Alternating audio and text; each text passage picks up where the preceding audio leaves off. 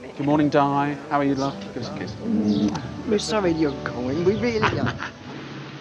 Mullion Church Warden Mary Gilbert believes many parishioners think his decision was something to do with them. We were very shocked and saddened. You know, what have we done? Because we thought he was happy, or thought they were all happy here. And he was just doing such good work everywhere, with everyone. You know, in every organisation, in the pub even, you know, he loves his pint of beer, and they're all greatly saddened in the pub. He's just joined in so much, and then for this to happen, they've been felt a bit betrayed, really, I suppose. Fellow church warden Peter Hayden is also amazed at what Father Guy's done. I think my first reaction to him was that, yes, that's a wonderful thing for you and for Kate and the children, but it's not a very good thing for Mullion. When he announced it in church, there was a sort of, oh no. The whole of the congregation just went, oh no. The shock has come in because nobody can kind of believe that this has happened so quickly. I've seen one or two grown men who've probably never been inside church in their lives, but who had developed a rapport with him, stand there in utter disbelief and almost bring tears to their eyes. But as the days go by, Father Guy gradually begins to understand their reaction. Why were people shocked, do you think? Because it was totally out of the blue. They thought we were settled. Well, we are settled in Mullion, Curing-Gunwallow, me and my family, and that, you know, they thought they got me for a good time to come. And all of a sudden, out of the blue, comes this news that I'm actually going. So, yes, utter shock, really. And what sort of things did people say to you? What reaction did you get? Some couldn't speak to me at all. They just, for whatever reason, walked straight out of church, couldn't talk to me. Others came out in anger, the shock. Clearly I've affected them in whatever way as their parish priest. Were you upset about it? Yes, it did upset me. Some of the things that were said. But, you know, thinking about it, and like a good friend of mine said, it just shows you, Guy, that they love you, and they're just shocked. So, yeah. Difficult. Difficult. But we're getting through it. There are other difficulties too. His family is being uprooted just as they've started to settle into village life. No. Particularly affected is his elder daughter, Alice. What do you think about going? Excited and sad. Yeah. What's the exciting bit? We're going to be living on the other city. well, I'm excited because we're going to have a bigger house, and my bedroom is tinsy upstairs, and I needed much more space. My friends are all shocked. My best friend she just can't take it. Why? What's happened? She's so sad. Is she? Yeah. She just wouldn't stop letting go of my arm. She kept crying and it made me cry. Oh dear. So it wasn't the best day of my life.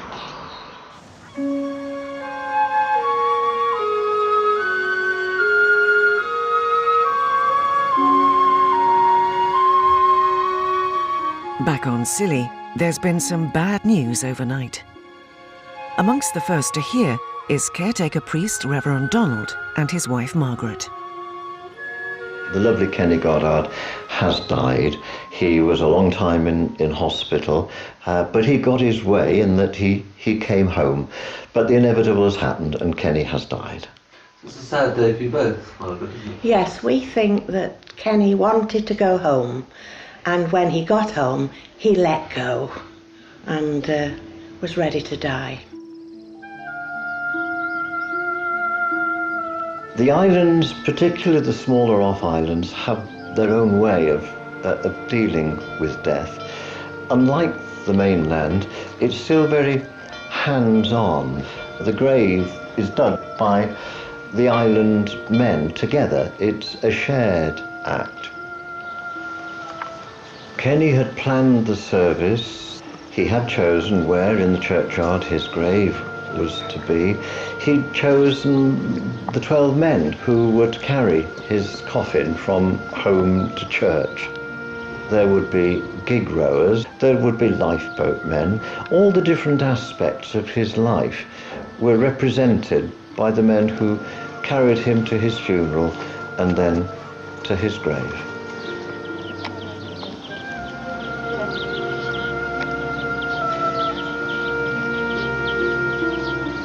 Kenny was very loved by all the islanders, really, and certainly by the people on St Martin's, where he'd lived all his life.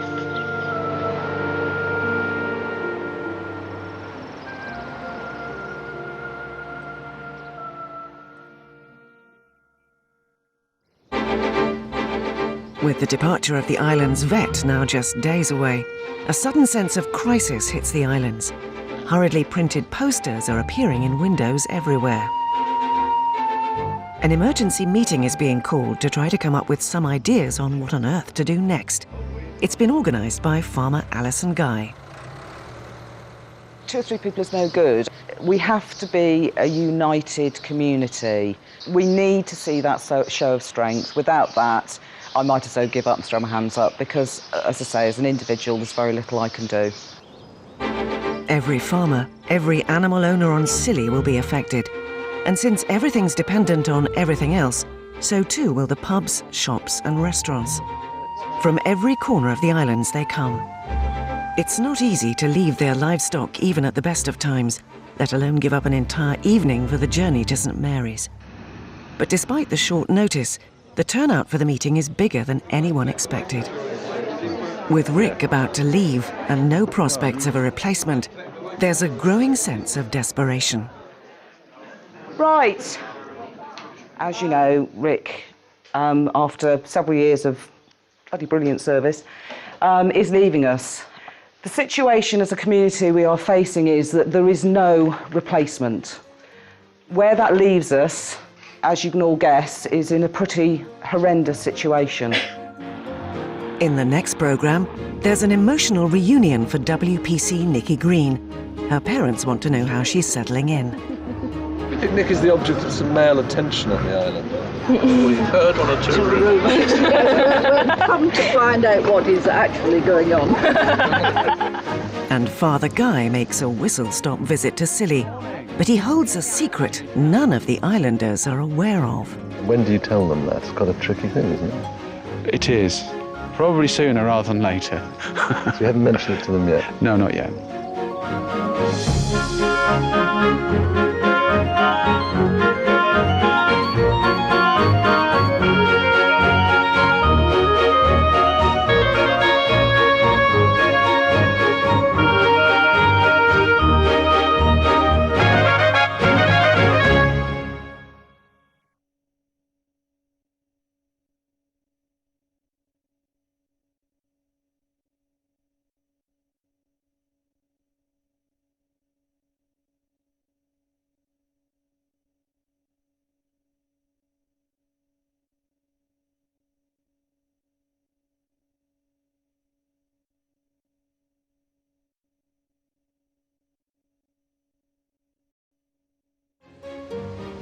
Despite opposition from his parishioners on the mainland, Father Guy Scott has decided to accept the post of chaplain to the Isles of Scilly and is now planning his move.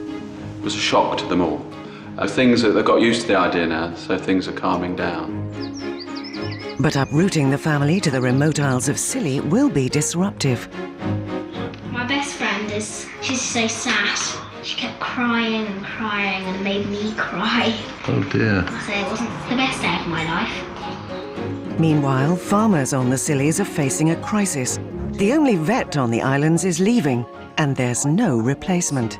It's our livelihoods, it's our way of life, it's what we are as people.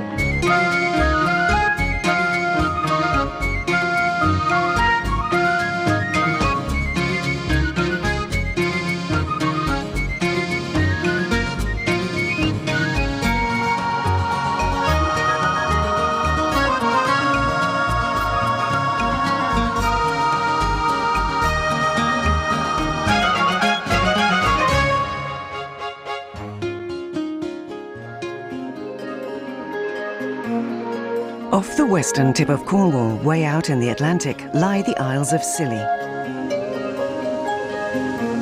It's a very traditional way of life here, and the economy is fragile, relying almost totally on the holidaymakers.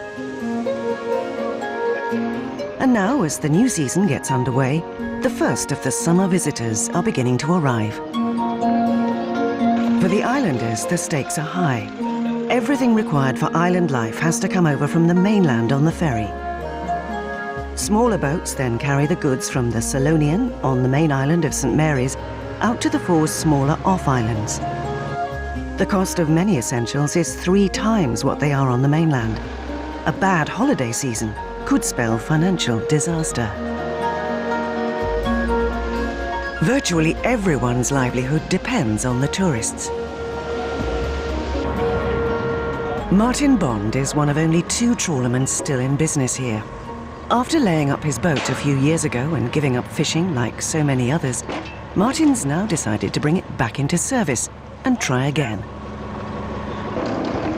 He's been able to do this because a brand new ice store has been built for local fishermen at the back of the quay. With luck, this should once again enable Martin to earn a living from the sea, providing there's a demand from the holidaymakers. What sort of a season do you think you're going to have? That's hard to say. I mean, it's Early days. yeah. I think everything's late this year. A month late, I think. Some stuff hasn't turned up yet, which we're waiting for, like John Dorian, which we're getting quite a lot of last year.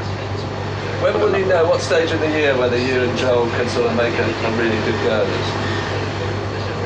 Well, by the end of the summer. I mean, if you haven't made it by August, September, then you're not going to, really. It's not just Martin's future that's at stake. Joel is his son, who, after a stint in the British Army, has returned to work on his father's trawler and start a new life on the islands with his young family.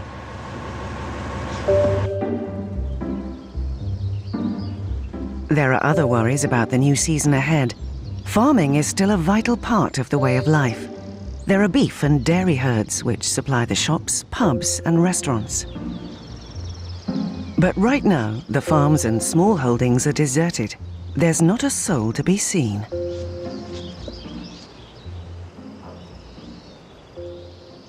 Where that leaves us is in a pretty horrendous situation. On the main island of St Mary's, an emergency meeting has been called to try to decide what to do about the looming crisis caused by the departure of the island's only vet, Rick Barrowman. Unfortunately, I have been in a position where I've been supporting myself out of my savings to stay here. I don't begrudge a single penny of it, but the money's run out and we can't afford to stay here any longer. Rick spent 6 months searching for a replacement with no luck. One of those with most to lose is farmer Alison Guy, who's just invested everything in new cattle. We are sunk. We are finished. If we can't find a solution to this problem, then in about 18 months' time, we're finished. It's our livelihoods, it's our way of life, it's what we are as people, and I don't know what to do. I'd love somebody to tell me what to do. I don't know what to do. We need to make contact with as many people as possible. The debate raged for hours. It could be putting them at risk. There aren't many options open. Their only real hope is to lobby the government for extra funding to subsidise the island vet's meagre income. Please send these to your MP, and it works because the MPs have to reply to everybody. And are we all prepared to maybe hand out a letter here and there and tell people and get the word out? Because as I say, we haven't got a lot of time. Best will in the world, we ain't going to get a vet here in a month's time, but we certainly can't be sitting here in 2 or 3 months' time with still no way forward. If there are a couple of thousand letters that they have to reply to, maybe we will be listened to. Back on the mainland, and although his appointment has been announced, the next chaplain to the Isles of Scilly, Father Guy, is staying on for a time in his old parish of Mullion and the surrounding villages on the South Cornish coast before leaving for his new post.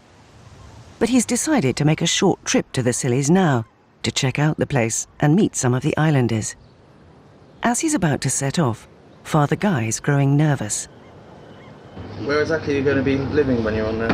On St Mary's. On St Mary's? Yeah, yeah. How Cheers. does the family feel about the move? They're excited, but sad to leave. Yeah. Sad to leave. Cheers.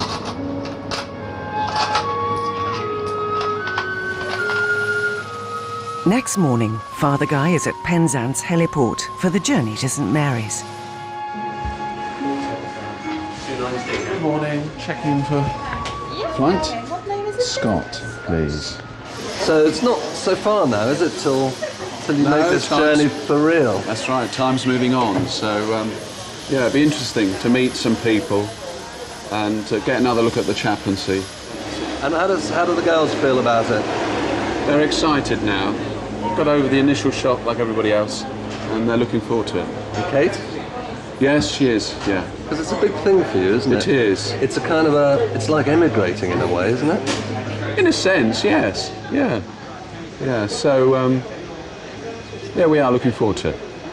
You never get any pangs of doubt that you're doing the right thing? Occasionally. Do you? Occasionally. The next few days could prove quite a challenge. He's off to the remotest parish in England to meet a people he knows very little about, and most of whom know nothing whatsoever about him.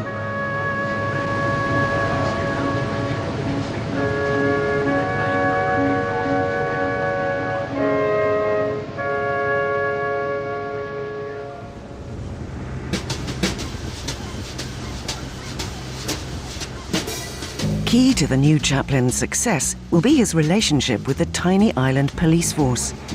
The normal team of just a sergeant and one constable, PC Steve Gardner, has recently been reinforced by a new recruit, WPC Nicky Green, on secondment from the mainland. And today they're pounding the beat on the smaller off-islands, where there are no cars.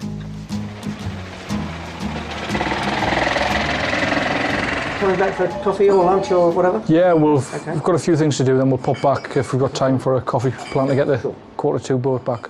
For Nicky, it's been a difficult transition from her often violent inner-city beat in Plymouth. But PC Steve thinks she's got off to a great start in the job. It's like policing, 20 or 30 years ago, during the 60s and 70s, when police used to have police houses within the community. Very similar here. You're never normally off duty, really. Everyone knows you're the policeman. The wife's the policeman's wife. But she seems to have done well. She's made some friends and she's got a good social life already, so she's fitted in really well. I think she's got a few admirers, been asked a few questions off the local lads. But Nicky does admit to being homesick. She spends hours on the phone to her mum. As usual, so... is it raining there, is it? Oh, I think I've come to the best place then, haven't I? Before she came to Scilly, Nicky lived with her parents in Devon. Yeah, I've got all of it here. This is one of the longest periods she's ever spent away from home. Yeah. Yeah, I think Steve said we're going to go down to the pub tonight for drinks, so I think that sounds like a good idea. So... Meanwhile, Father Guy is arriving on St Mary's for his whistle-stop recce of the islands. He's greeted by Fiona, one of the church wardens, and later her colleague Sue. Welcome. Did you have a good journey? Yes, I got across. I was going to say you've broken the mould. These two people will play a big part in Father Guy's new life. And so what's beyond Samson there? Well, it's just veterinary rocks. Okay. Father Guy will be spending much of his time in the island's main church on St Mary's, built in the 19th century, when the island's population was amongst the poorest in England, relying totally on herring fishing and subsistence farming. The original harbour on the island is Old Town on the south shore, where there's the ancient churchyard, a final resting place to many of the famous names in Scilly's history. The chaplain to the Isles is an appointment made by the Bishop of Truro and the Duchy of Cornwall, who own the islands. But Father Guy also had to face an interview with church wardens Sue and Fiona, who could have turned him down for the job. It's a very ancient site for Christian worship. So I think he has great integrity. Great integrity. I think to me that his greatest quality is his sense of humour. fantastic sense of humour. Do you think you need a sense of humour in this job? Oh, yes. Definitely, very Yes. definitely. Yes, you need a sense of humour to be able to cope with the things that go wrong that you can do nothing about. There are a lot of problems. You're very, very lonely in your job, but you're constantly surrounded by people you know and people demanding things of you. You're professionally on your own. You haven't got the vicar 20 miles down the road. The next local priest is 28 miles across the water. Father Guy may have won the approval of the church wardens. Now he has to show the islanders that he's the right man for the job. This is a place where being accepted is never an easy task.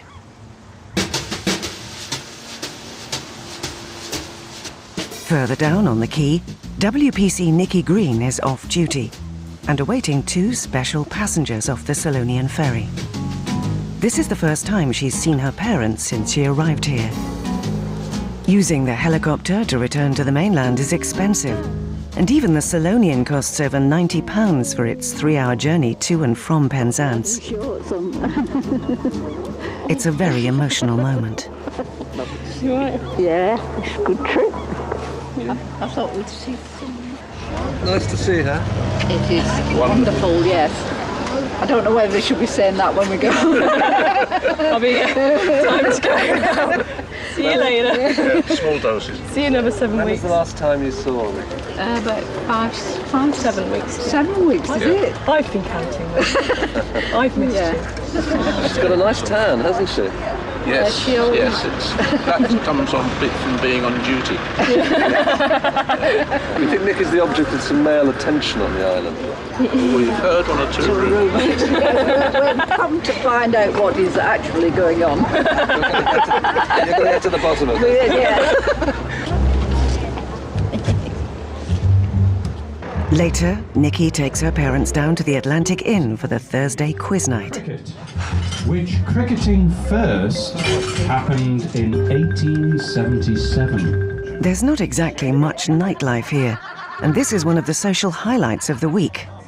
Quite a few beers are consumed. But there's been a significant development in the future makeup of the island's police force. The permanent senior constable, Steve Gardner, is moving on, and Nikki's bosses are keen for her to apply for the job.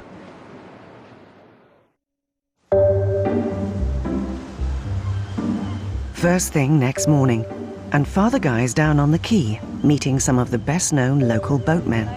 Oh, Fraser, good to see you. I've just said that you're famous for your seamanship. That's right, yeah. He knows every rock in the area. Yeah. And he's a good Salonian. When will you be back from Dubai? Directly, yeah, we'll be back later on. And what does that mean?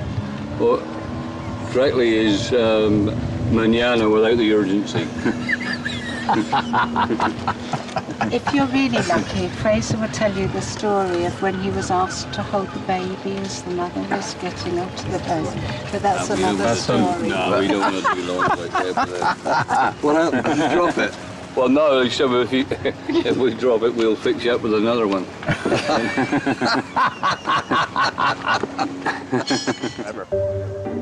He also meets trawlerman Martin Bond and gets a tour of his boat, the Marauder, which Martin has recently brought back into service. That's where the fish live in those bins. So that's where you keep They're full of ice now. Right, you put the ice in? Yeah, the ice is in. But the season's turning out to be very frustrating for Martin. The demand seems to be there. He just can't provide enough of the right fish. Dover salt. John Dory. That's supposed to be very good. Very good fish. And what sort of a season is it turning out to be in terms of sales of fish? Sales is brilliant. But there's no squid turned up yet, which is usually here in quite big numbers now. And the same with the John Dory, very patchy. So if they don't appear, it's going to be a big hole in our bank account at the end of the year, basically. Why are they so important then? Just high value. And you can catch 20 kilos a day on top of what you've already got. It's, at the end of the week, it's a big difference.